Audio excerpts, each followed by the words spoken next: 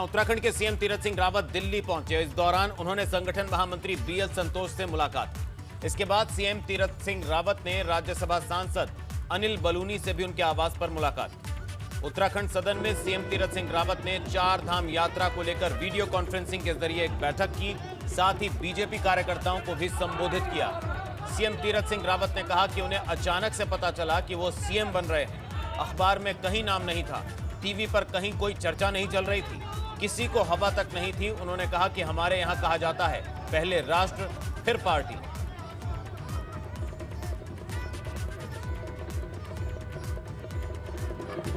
दो तस्वीरें इस वक्त आप देख रहे हैं।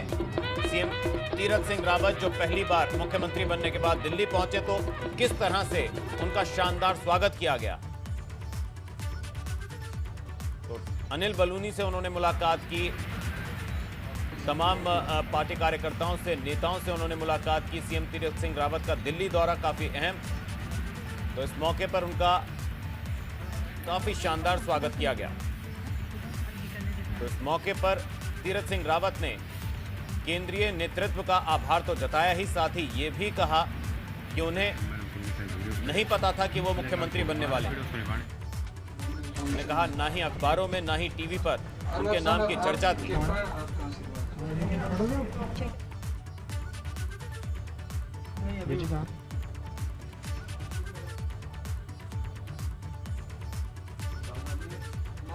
टीवी में मैं कहीं चल नहीं रहा। मीडिया के लोगों ने बड़ी अच्छी कृपा दृष्टि की मेरे पे। तो कई बार क्या होता जो दिखता है तो पत्रकार मित्र भी कह रहे होंगे क्या होगा है? तो किसी को हवा तक नहीं। और जब बैठ गए विधानमंडल दल में भी तो प्रस्ताव पारित हुआ, जो केंद्र के द्वारा नाम आएगा वो सबका प्रस्ताव करेंगे तो सबने आप ओके हो गया। तो बोले कि फिर जो हमारे पर्यवेक्षक आए थे रमन जी, ये लोग अंदर जाएंगे, कुछ देर बात करेंगे दिल्ली से, फिर यहाँ घोषणा करेंगे। आ गए तो तब तक भी मैं नहीं था। उसमें इतना ही था कि प्रस्ताव सारे सांसद रहेंगे, कुछ मंत्री रखेंगे, लेकिन उसमें मेरा नाम गायब हो गया। तो तब फिर नाम हम कैसे गए, तो सब सांसद प्रस्ताव रखेंगे, मैं ही क्यों नहीं रखूंगा, तो जाकर के तब थोड़ा सा तो शक हुआ। फिर अपने आप को भी अपने आप को शक हुआ कि मैं यहाँ भी छूट गया। तो कुल मिलाकर के तो प्रस्ताव हुआ, तो विधानमंडल दल ने सारे लोगों ने एक मत से हमको माना। और मैं सौभाग्यशाली हूँ आप सब लोगों के पास से आशीर्वाद से। तो आज भी मैं जरूर इस पद पर हूँ, लेकिन मैं कार्य कर रहा हूँ।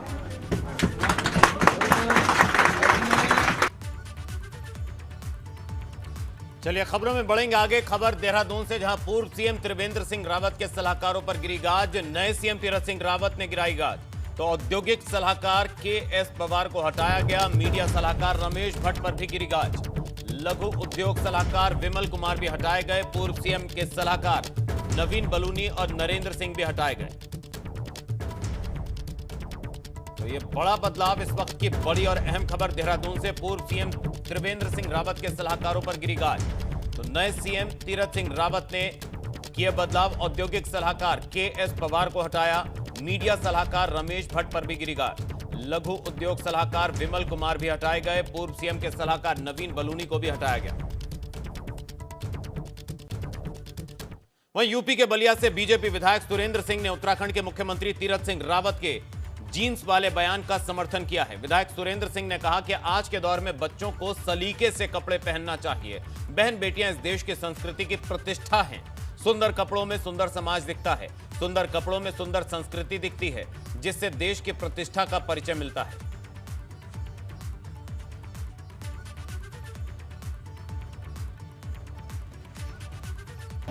पशु नंगा रहता है, तो यदि इंसान भी नंगा रहना चालू कर देगा तो मेरी समझ से पशुता में और इंसानियत में कोई अंतर नहीं रहेगा। तो जितना भी हो सके आप लोग पत्रकार हो, आप लोग को कम से कम ये बात बोलना चाहिए। इंसान के लिए ना वस्त्र बना। वस्त्र जब जिस समय नहीं था तो उस समय एक मर्यादा मेंटेन करने के लिए लोग छाल भी पहनते थे, लेकिन वस्त्र की उपलब्धता के बाद भी कोई इंसान अर्धनग्नावस्था में या नग्नावस्था में रहना चाहता है तो मेरी समझ से वो पशुता का शिकार हो रहा है। जब और ऊपर देखा तो घुटने फटे थे, हाथ देखे तो कई कड़े थे, लेकिन जब ये घुटने देखे बच्चे दो साथ में उनके थे। मैं कहा बहन जी कहाँ जाना है? दिल्ली जाना है। हस्बैंड कहाँ है? जीएनयू में प्रोफेसर है। तुम क्या करती हो? मैं एक एनजीओ चलाती हूँ। एनजीओ चलाती है, घुटने फटे दिखते हैं, समाज के बीच में जाती हो, बच्चे साथ में हैं, क्या संस्कार दो?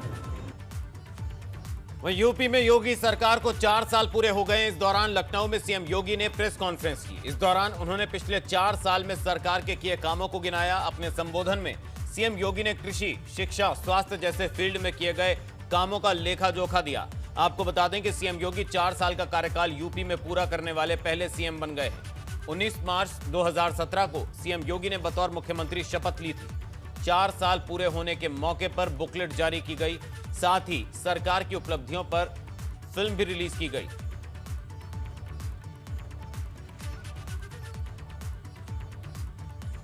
चार साल के कार्यकाल का रिकॉर्ड रखा मुख्यमंत्री योगी आदित्यनाथ ने।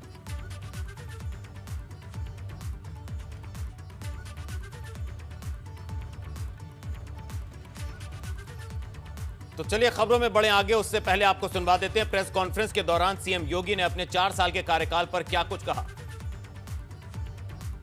स्वच्छ भारत मिशन जो देश के अंदर दुनिया का सबसे बड़ा एक अभियान था, इसने प्रत्येक नागरिक के जीवन में व्यापक परिवर्तन करने के साथ ही नारी गरिमा का भी जो प्रतीक बना, इसने व्यापक परिवर्तन का कारण सबसे बड़ी चुनौती इस मार्ग में उत्तर प्रदेश था। उत्तर प्रदेश ने 2017 से जो कार्य प्रारंभ किया, 2,61,00,000 से अधिक शौचालयों का निर्माण करके देश के अंदर प्रथम स्थान भी प्राप्त किया। केंद्र सरकार की वे सभी योजनाएं, प्रधानमंत्री उज्ज्वला योजना, प्रधानमंत्री सौभाग्य योजना, प्रधानमंत्री उजाला योजना, प्रधानमंत्री किसान सम्मान की योजना, यानी इससे जुड़ी हुई जितनी भी योजनाएं थी, इन सभी योजनाओं में उत्तर प्रदेश जहां पहले बहुत पीछे हुआ करता था, किसी में 23वें नंबर पर, किसी में 27वें नंबर पर, आज उन सब में उत्तर प्रदेश अपनी एक बेहतरीन कार्य पद्धति के कारण पहले स्थान पर है। देश की 2015-16 में उत्तर प्रदेश की जो अर्थव्यवस्था 5वें 6ठे स्थान पर थी, आज वह दूसरी अर्थव्यवस्था के रूप में देश में उभरा है। और प्रति व्यक्ति आय भी उत्तर प्रदेश में हम लोगों ने इस दौरान जो प्रयास प्रारंभ किए, रोजगार की व्यापक संभावनाओं को आगे बढ़ाया है। प्रदेश के अंदर हर एक सेक्टर में इंफ्रास्ट्रक्चर के लिए, लोक कल्याण के लिए, एमएसएमई या एग्रीकल्चर के फील्ड में जो कार्य हुए हैं, इसके बहुत सार्थक परिणाम सामने आए हैं। और इसका परिणाम है कि आज प्रति व्यक्ति आय भी दुगने से अधिक उत्तर प्रदेश के अंदर मात्र 4 वर्ष के अंदर देखने को मिली। वहीं लखनऊ में सीएम योगी ने सरकार के 4 साल पूरा होने पर राजभवन जाकर राज्यपाल आनंदीबेन पटेल से मुलाकात की। सीएम की राज्यपाल से ये शिष्टाचार भेंट थी। इससे पहले सीएम ने आज प्रेस कॉन्फ्रेंस कर यूपी सरकार के 4 साल के कामकाज का लेखा जोखा भी पेश किया। तो 4 साल पूरे हो चुके हैं योगी सरकार के, तो किस किस क्षेत्र में क्या उपलब्धियां रही, ये जनता के सामने रिपोर्ट कार्ड के जरिए सीएम योगी ने रखी। तो योगी सरकार के 4 साल के कार्यकाल पूरा होने पर अलग अलग जिलों में मंत्रियों ने दौरा किया। इस दौरान सभी मंत्रियों ने योगी सरकार की उपलब्धियों का बखान किया। आपको बता दें, योगी सरकार के 4 साल पूरे होने के कार्यक्रम में शामिल मंत्रियों की अलग अलग तस्वीरें आपके सामने।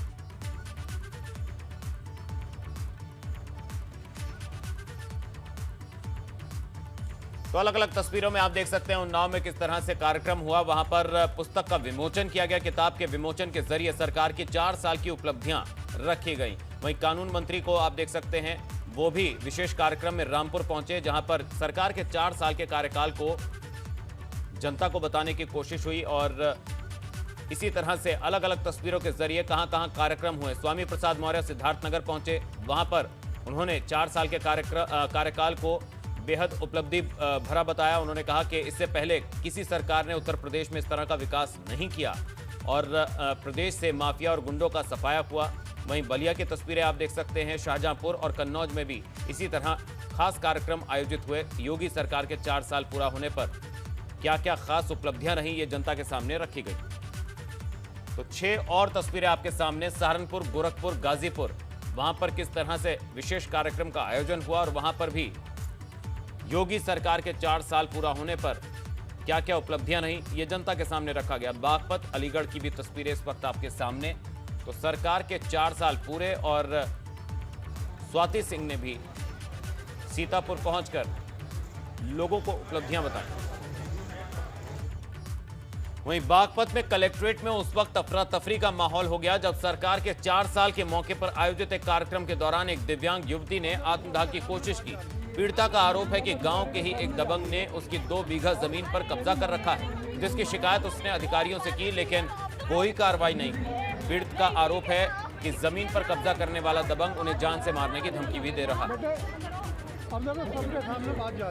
उसमें इनकी जमीन की पैमाइश का इशू था, लेकिन एक मिलजुला नंबर होने के कारण दूसरे जो विपक्षी करते हैं उन्होंने इस पर सिविल कोर्ट से स्टे ले रखा था।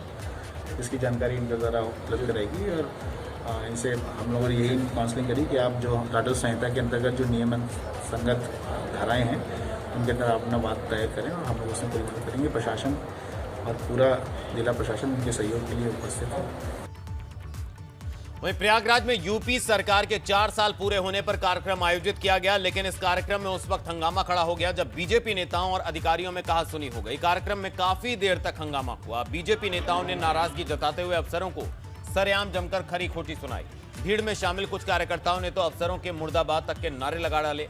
मामला इस कदर बिगड़ गया कि बाद में अफसरों को मंच पर बीजेपी विधायकों और दूसरे नेताओं के लिए आगे की सभी कुर्सियां छोड़नी पड़ी और खुद सबके पीछे की लाइन में बैठना पड़ा।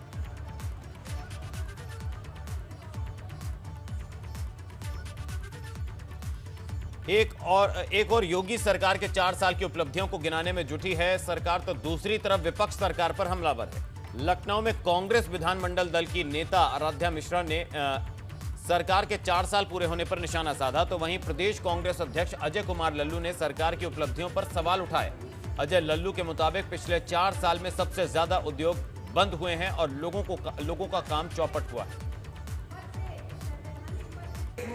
10% 6.8 लाख की, मैंने संसद में इनके मंत्री ने इस बात को स्वीकारा है कि उद्योग 6.8 लाख बंद हुए हैं और जिसमें उत्तर प्रदेश में 68,000 से अधिक उद्योग धंधे इस प्रदेश में बंद हुए हैं। मुरादाबाद का ब्रास इंडस्ट्री हो, फिरोजाबाद का चूड़ी उद्योग हो, बुनकर जो इतने बड़े पैमाने पर उत्तर प्रदेश में है, भदोही का कारपेट हो, अगर आप देखें अलीगढ़ का ताला चाबी, मेरठ का खेल उद्योग, इन तमाम जो लघु उद्योग थे उनको प्रोत्साहन देने में या उनको बढ़ावा देने में यह सरकार पूरी तरह फेल हुई। वहीं प्रयागराज में योगी सरकार के 4 साल पूरे होने पर सपा नेताओं ने प्रदर्शन किया। इस दौरान सपा कार्यकर्ता बैनर पोस्टर लगाकर प्रदर्शन कर रहे थे। सपा नेताओं को प्रदर्शन से रोकने पहुंची पुलिस ने नोकझोंक पुलिस के साथ हुई, जिसके बाद पुलिस ने कई सपा नेताओं को हिरासत में लिया। इस दौरान सपा नेताओं ने पुलिस के साथ धक्का मुक्की भी की, जिसकी तस्वीरें आप देख सकते हैं।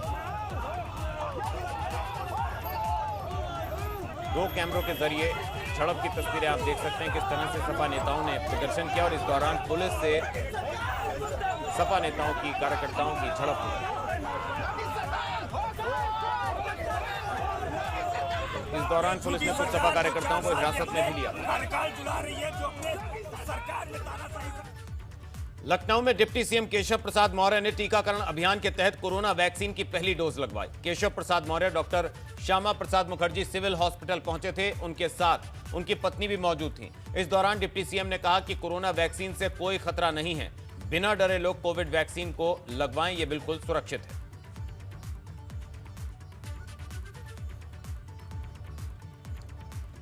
प्रयागराज के बाद अब वाराणसी से मस्जिद में लाउड स्पीकर से तेज आवाज में होने वाली अजान को लेकर नया मामला सामने आया। यहां बनारस हिंदू विश्वविद्यालय के छात्र ने ट्वीट के जरिए वाराणसी पुलिस से शिकायत की है। छात्र का कहना है कि मस्जिद में तेज आवाज में होने वाली अजान से परेशानी होती है। छात्र के इस ट्वीट पर वाराणसी पुलिस ने कार्रवाई का आदेश दिया है। छात्र करुणेश पांडे ने ट्वीट कर लिखा है कि वो वाराणसी के भदैनी इलाके में कमरा लेकर रहता है। कमरे के बगल में ही मस्जिद है और जहां हर दिन सुबह दोपहर शाम रात लाउड स्पीकर पर जोर जोर से चिल्लाने की मानसिक अवरोध उत्पन्न होता है और महोदय से निवेदन है कि यथोचित उपाय किया जाए।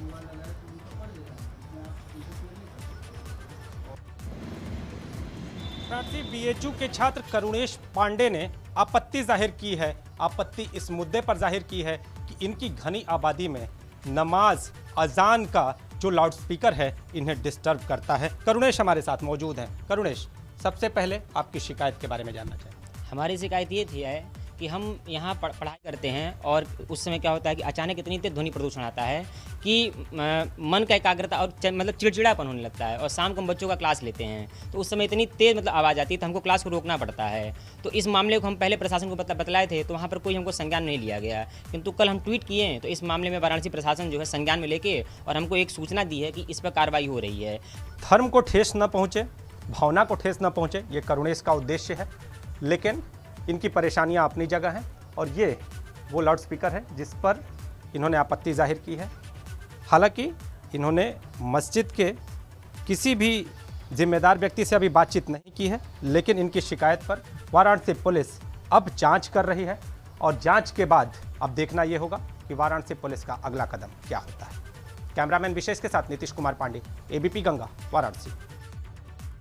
तो आजमगढ़ में D11 गैंग के माफिया कुंटू सिंह पर बड़ी कार्रवाई की गई। कुंटू सिंह के पॉलिटेक्निक कॉलेज को गिराने की प्रशासन ने कार्रवाई की है। जेसीबी के साथ भारी पुलिस फोर्स मौके पर पहुंची। आपको बता दें कि फर्जी दस्तावेजों के आधार पर पॉलिटेक्निक कॉलेज की मान्यता को रद्द किया गया था। कुंटू सिंह की पत्नी पर अलग अलग धाराओं में केस दर्ज किया गया था। तो लखनऊ के चर्चित अजीत सिंह हत्याकांड का आरोपी है माफिया कुंटू सिंह, जिस पर एक बड़ी कार्रवाई हुई। उधर लखीमपुर खीरी में शातिर गैंगस्टर के अभियुक्त वीरू की 21 लाख की संपत्ति को पुलिस ने जब्त किया है। पुलिस ने वीरू की संपत्ति की कुर्की की कार्रवाई की। इस दौरान वीरू की चल अचल संपत्ति को जब्त किया गया है। मामला थाना मितौली इलाके के टिकरिया गांव का है।